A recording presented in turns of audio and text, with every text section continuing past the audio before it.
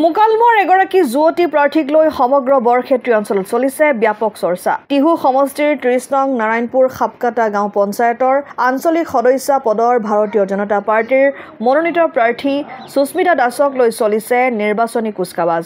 মুকালমৰ খাপকাটা গাঁৱৰ নিবাসী সবিন দাসৰ কন্যা সুস্মিতা দাসক লৈ বৰক্ষেত্ৰীত চলিছে ব্যাপক চৰ্চা। সমাজৰ নিপীড়িত জনতাৰ হকে সেৱা কৰাৰ মন মিলিছে বুলিও যুৱতীগৰাকীয়ে সদৰি কৰে।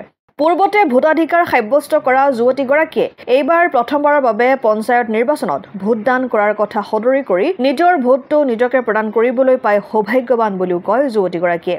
মই ৩০ নং নাৰায়ণপুৰ খাপকাটা গাঁও পঞ্চায়তৰ পৰা আঞ্চলিক সদস্য হিচাপে এগৰাকী মনোনীত প্ৰাৰ্থী বিজেপিৰ ফালৰ পৰা মই আজি চামতা চাৰ্কেল অফিচত মোৰ মনোনয়ন পত্ৰ দাখিল কৰিলোঁ। তাকে যথেষ্টখিনি ভালো লাগিছে, তথাপিতো অলপ ভয়ো আছে। যিখিনি গাঁৱৰ ধৰক সমস্যা সেইখিনি মই ৰাইজৰ মাজত থাকি সমাধান কৰিম বুলি এটা আশা কৰিছোঁ। ৰাইজৰ পৰা যথেষ্টখিনি আশীৰ্বাদ বিচাৰিছোঁ। মুকালমৰ পৰা শংকৰ দাসৰ ৰিপৰ্ট, অসম আদিত্য।